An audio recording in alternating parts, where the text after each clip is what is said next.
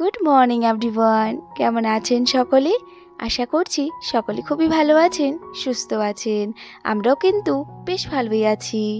আমার নতুন আরও একটা ব্লগে আপনাদেরকে স্বাগত জানাচ্ছি। আজকে হলো শুক্রবার, ঘড়িতে এখন প্রায় বাজে হয়তো 6টার মতো। এখন থেকে সকলকে সঙ্গে নিয়ে আজকে ব্লগটা শুরু করলাম। সকালে একটু তাড়াতাড়ি করে আমার কাজ হয়ে গেছিলো। 10টা মিনিট হাঁটার সময় পেয়েছিলাম, বসে পড়েছিলাম একটু যোগা করতে। ওই তো 2টোর মতো যোগা করে এদিকে মামামকে ডাক দিয়ে দিয়েছিলাম। মামামকে তো ওই তো 6টার মধ্যেই ডাক দিয়ে দিই, আর 6টার দিকে যদি একটু দেরি হয়ে যায় আমার যেন মামামকে এই তো রেডি করাতে বেশ অনেকটাই দেরি হয়ে যায়। তো সেই কারণে স্নান টান করে এসেই আগে মামামকে ডাক দিয়ে দিই। তো এই তো এইদিকে মামাম উঠে পড়েছিল, আর এখন এই তো মামামকে নিয়ে রান্নাঘরের দিকে চলে এসেছি। এখন মামামকে জল খাইয়ে দেব। মামাম ঘুম থেকে ওঠার পরই মামামকে আগে জলটা খাইয়ে দিই। জলটা খাইয়ে ওকে ফ্রেশ করিয়ে দেব, তারপর ওকে খাওয়া খাইয়ে দেব। যেমন ভাত রুটি যেটাই বানিয়ে দিই, ওকে তো সকালবেলা বেশিরভাগ ভাতটাই খাইয়ে দিই। খাইয়ে ওকে স্কুলে পাঠাবো। একবার দুবার যেতটুকুই খাক না কেন আমি ওকে ভাতটাই দেওয়ার চেষ্টা করি। আর আমি স্নান করার আগে চাল টাল ধুয়ে দিয়েছিলাম, মা আবার প্রেসার কুকারে ভাতটা বসিয়ে দিয়েছিল। আমার ওই দিন একটু দেরি হয়ে গেলে মা আবার ভাতটা বসিয়ে দেয়, আর আমার যদি তাড়াতাড়ি হয়ে যায় তারপর আমি স্নান টান করে এসে আমি ভাতটা বসাই। আজকে আবার মাকে বলেছিলাম ভাতটা বসিয়ে দিতে। তো ভাতটা হয়ে গেছিলো, আর প্রেসার কুকারে সিটিটাও খুলে গেছিলো। মামাম উঠে পড়েছিল, তো ভাবলাম এখন তাড়াতাড়ি করে খাইয়ে দিই। ওই তো একটু যদি দেরি করি আমার আরও অনেকটাই দেরি হয়ে যায়, কারণ এখন তো ওই তো 7টা 10-এর মধ্যে স্কুলে যেতেই হবে, নয়তো গেটটা বন্ধ করে দেয়। আর যেটা হলো সব থেকে বড় কষ্টর ব্যাপার, সেটা হলো মামামকে ঘুম থেকে উঠানো। জানেন, কয়েকদিন থেকে বেশ মামাম জিদ করছে, সকাল থেকে উঠতেই চায় না, আর উঠার পরও যেন আবার শুয়ে বসে থাকে আর ভাতও খেতে চায় না। আর সকালবেলা খাওয়ার জন্য কিন্তু সেদ্ধ ভাতটাই করেছি। মামাম যেহেতু ডাল ভাত তেমন একটা পছন্দ করে না, সেই কারণে কিন্তু সকালে মামার জন্য সেদ্ধ ভাতটাই বানিয়ে দিই, আর একটু বেশি করেই বানিয়ে রাখি যাতে আমাদেরও হয়ে যায়।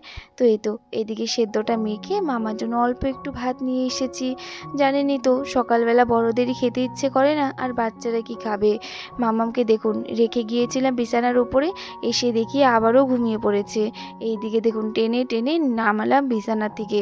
ভাতটা বলছি কখন থেকে খাইয়ে দেবো আসো, বারবার করে নামিয়ে রাখছি, আবারও উঠে পড়ছে। আর এই তো এখন কিন্তু মজা করছিল। এমনটা ভাববেন না যে ঘুমিয়ে রয়েছে আমি এভাবে টেনে নিয়ে আসছি। ওই তো দুষ্টামি করে একটু একটু। তো এই তো ওকে টেনে নিয়ে আসলাম, এখন দেখুন ঘুমও ভেঙে গেছে। আর এখন বসে পড়েছি মামামকে খাওয়ানোর জন্য। সকালে ঘুম থেকে উঠে আমাদেরই কিছু তেমন একটা খেতে ইচ্ছে করে না, আর বাচ্চাদের আর কি খেতে ইচ্ছে করবে, কিন্তু না খাইয়েও তো পাঠানো যাবে না। তো সেই কারণে ভাতটাই অভ্যেস করেছি ওকে।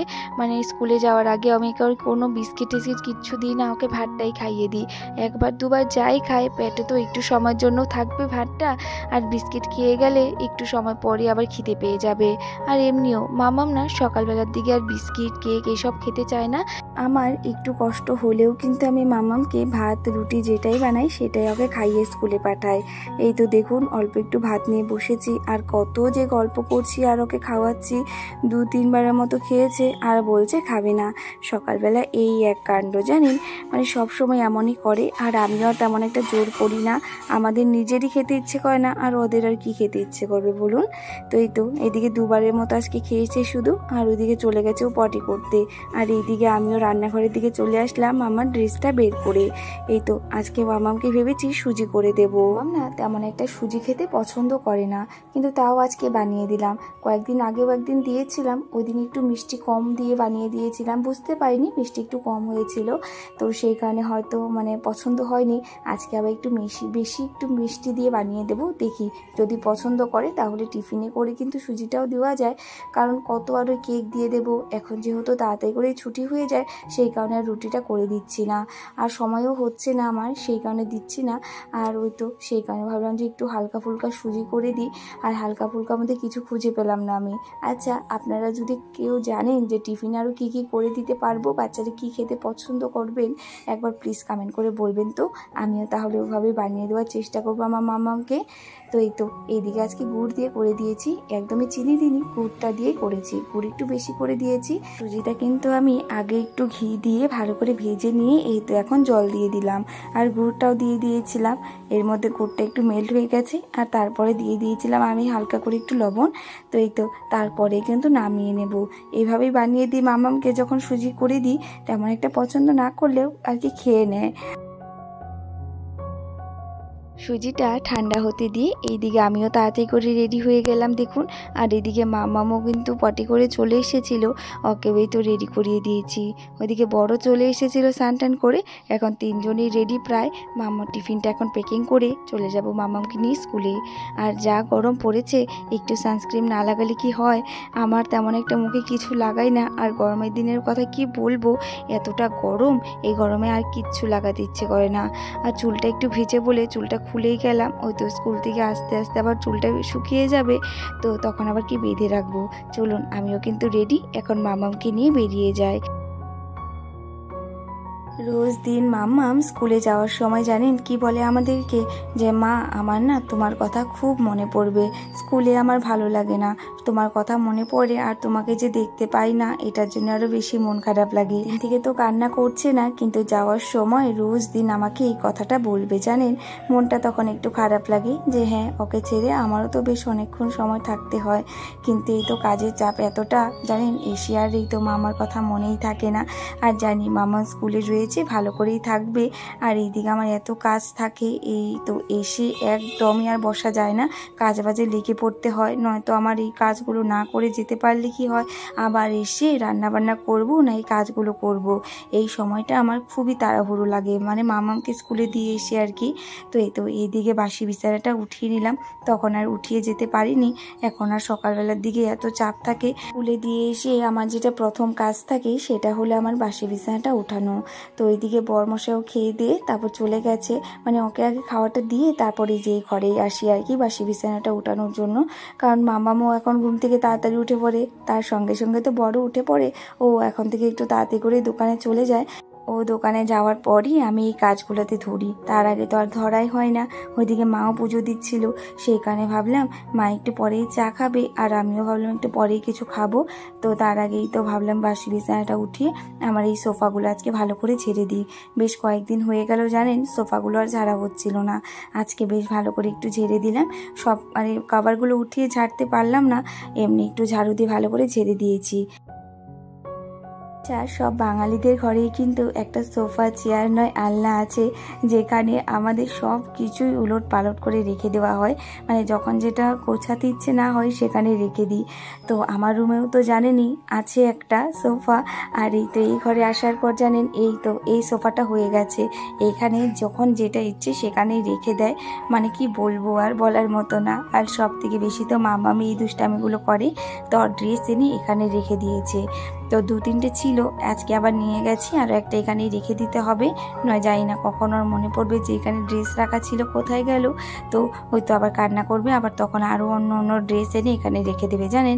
মামাম আমার জীবনে আসার পর আমার জীবনটা যে কত চেঞ্জ হয়ে গেছে জানেন। ওর মধ্যে যেন আমার এই ছোট্টবেলাটা খুঁজে পাই, ওর এই দুষ্টুমিগুলোও যেন নিজের মনে হয় এই দুষ্টুমিগুলো হয়তো আমিও একদিন করেছি আমার মার সঙ্গে। এই সব জিনিসগুলো না বেশ মনে পড়ে জানেন। যাই হোক, এই তো দেখুন আমার এই তো এই জায়গাটা সোফাটা ভালো করে কিন্তু ঝাড়া হয়ে গেছে। তো এই তো এই দিকের এই জানালাটাও একটু ভালো করে ঝেড়ে দিলাম, কতদিন হয়ে গেল এই জানালাটা খোলা হয় না, আজকে ভাবলাম জানালাটা একটু খুলে দিই। আমাদের এই রুমে 2টো জানালা, একটা জানালা তো সবসময় খুলে রাখা হয়, কিন্তু এই জানালাটা খোলা হয় না। এই ঘরটা না আমার খুবই ভালো লাগে, এই ঘরটা আমার মনের মতো করে একটু একটু করে সাজিয়ে তুলছি। বেশ অনেকটা জায়গা আমার নিজের মনের মতো আর কি করে নিয়েছি, আরও একটু জায়গা রয়েছে যেই সব জায়গাগুলো আবার মনের মতো করব। এতে আসার পরপরই কিন্তু সেই বাড়িটাকে আমরা নিজের বাড়ি বলে মনে করে নিতে পারি না, কারণ আমরা যেই বাড়িতে থেকে এসেছি সেটা হলে আমাদের নিজের মনের মতো ঘর হয়, আমাদের নিজের মনের মতো সাজিয়ে গুছিয়ে নিই। কিন্তু শ্বশুরবাড়িতে আসার পর তো সেই সুযোগটা আর হয় না। কিন্তু দেখবেন আস্তে ধীরে যখন আমরাও নিজের মনের মতো এই ঘরগুলো দেখবেন, এই বাড়ি ঘর একটা একটা কোণা সব কিছুই যেন নিজের বলে মনে হবে। আমি জানেন যখন যখন বিয়ে হয়ে এসেছি তখন খুব কেমন একটা মনে হতো যে কোন একটা আলাদা বাড়িতে চলে এসেছি, নিজের বলতে কেউ নেই, কিছুই ভালো লাগে না। জানেন, আমার 1 বছর 2 বছর পরও মনে হয়নি যে এটাই আমার বাড়ি, এটাকে আমার গুছিয়ে তুলতে হবে। সবসময় মনে হতো যে না, আমার এটা বাড়ি না, আমার ওটাই বাড়ি, এই বাড়ি ঘরের প্রতি আমার কোনো দায়িত্ব নেই। এটা কথা কিন্তু ঠিক, যেই দিন থেকে আমি মা হয়েছি তখন থেকেই কিন্তু আমি নিজে বুঝতে পেরেছি যে হ্যাঁ, সংসারটা কি, এই ভালোবাসা, এই মানুষগুলো, এই বাড়ি ঘর, এটা আমার জন্য কি। মাম্মাম আস্তে আস্তে বড় হচ্ছিল, তখন যেন আমিও নিজে থেকেই মনে হতো আমিও বড় হচ্ছি। আমি নিজেও অনেক কিছু বুঝতে পেরেছি মাম্মাম হওয়ার পর। তার আগে সত্যি কথা বলতে আমি তেমন একটা সংসারের ব্যাপারে কিচ্ছু বুঝতাম না, জানতেও পারতাম না। তো বলে না, ভালোবাসা দিলে কিন্তু ভালোবাসা একদিন না একদিন তাদের কাছে ফেরত আসে। জানেন, আমাকেও সবাই খুবই ভালোবাসা দিয়েছে, তো আমি কেন এই সবাই ভালোবাসাটা ফেরত দেব না বলুন তো। তার জন্য আমিও চেষ্টা করি যাতে আমিও আমার শ্বশুর শাশুড়ি এবং সবাইকে, আমার পরিবারের সবাইকে আমার সম্পূর্ণ দিয়ে ভালোবাসার চেষ্টা করি। যাই হোক, দেখুন বেশ অনেকখানি ভিডিওতে এগিয়ে গেছি। আমি কিন্তু এই তো ঘরগুলো গুছিয়ে মানে কলপাড়ে চলে এসেছি। আর কলপাড়ে এসেই দেখি বাবা কাঁঠাল পাড়ছে। তো আমাদের কলপাড়ে 2টো কাঁঠাল গাছ রয়েছে। এবছর প্রথমে কাঁঠাল গাছগুলোতে কাঁঠাল দিয়েছে। তো 2টো গাছে দেখি এবার বেশ ভালো কাঁঠাল হয়েছে, কিন্তু একটা গাছে এবার অনেকটাই কাঁঠাল হয়েছে, কিন্তু সেই গাছের কাঁঠাল তেমন একটা টেস্ট নয়। আমাদের বাড়িতে 3টে না 4টে কাঁঠাল গাছ, কিন্তু 3টে গাছে কাঁঠাল দিয়েছে, একটা গাছে দেয়নি। ফল এসেছিল কিন্তু হয়নি। কিন্তু আমাদের বাড়ির সামনে যেই কাঁঠাল গাছটা রয়েছে সেই গাছের কাঁঠালটা খুবই ভালো খেতে। আর এবছর একটা গাছের কাঁঠালটাই শুধু ভালো লাগেনি, তেমন একটা মিষ্টি হয়নি। কারণ ওই গাছের কাঁঠাল আসার পর জানেন বাবা কি করেছিল, একটা লোক লাগিয়ে গাছের আগাটা কেটে দিয়েছিল, কারণ অনেকটাই বড় হয়ে গেছিল। আর সেই জন্যই মনে হচ্ছে যে এই গাছের কাঁঠাল তার জন্য ভালো হয়নি। যবে থেকে গাছের আগাটা কেটে দিয়েছে তবে থেকে আর কাঁঠালগুলো আর বড়ই হচ্ছে না, আর ওই তো ছোটো সাইজের হয়ে গেছে, আর কোনো কাঁঠালে একদমই মিষ্টি হয়নি। যাই হোক, ওই দিকের কাঁঠালগুলো বাবা পাড়ছিল, তাই আমি একটু দেখলাম দাঁড়িয়ে, আর এইদিকে কাপড়গুলো রয়েছিল যেগুলো সেগুলো ধুয়ে দিলাম। আজকে এর মধ্যে এতটা রৌদ্র উঠে গেছে কি আর বলবো। জানেন, এই কয়েকদিন থেকেই যা প্রচণ্ড গরম দিচ্ছে, সহ্য করা যাচ্ছে না। সকাল সকাল যে এত কাজ পারি তাড়াতাড়ি করে সেরে নিতে পারলে এমন আর কি মনে হয় যে বাঁচি। আর এই রৌদ্রের মধ্যে দেখবেন কোনো কাজই ভালোভাবে করতে ইচ্ছে করে না। আর আমাদের ঘরে কি হয়, সকালবেলার দিকেও গরম লাগে, কারণ সকালে রৌদ্র ওঠে সেটাও কিন্তু আমাদের ঘরেই আর কি পায়। আবার যে বিকেলবেলার দিকে মানে দুপুরবেলার দিকে যে রৌদ্র আসবে সেটার কথা আর কি বলবো, সেটারও পুরোটা আমাদের রান্নাঘরের দিকে পাওয়া যায়। তো সেই দুপুর 12টার মধ্যে কিন্তু আর ওই রান্নাঘরের দিকে থাকা যায় না, প্রচণ্ড গরম লেগে যায়। আর আজকে রুটির সঙ্গে একটা ঝিঙা দিয়ে সবজি করেছিলাম, সেটা দিয়ে আজকে সকালে সবাই খেলাম।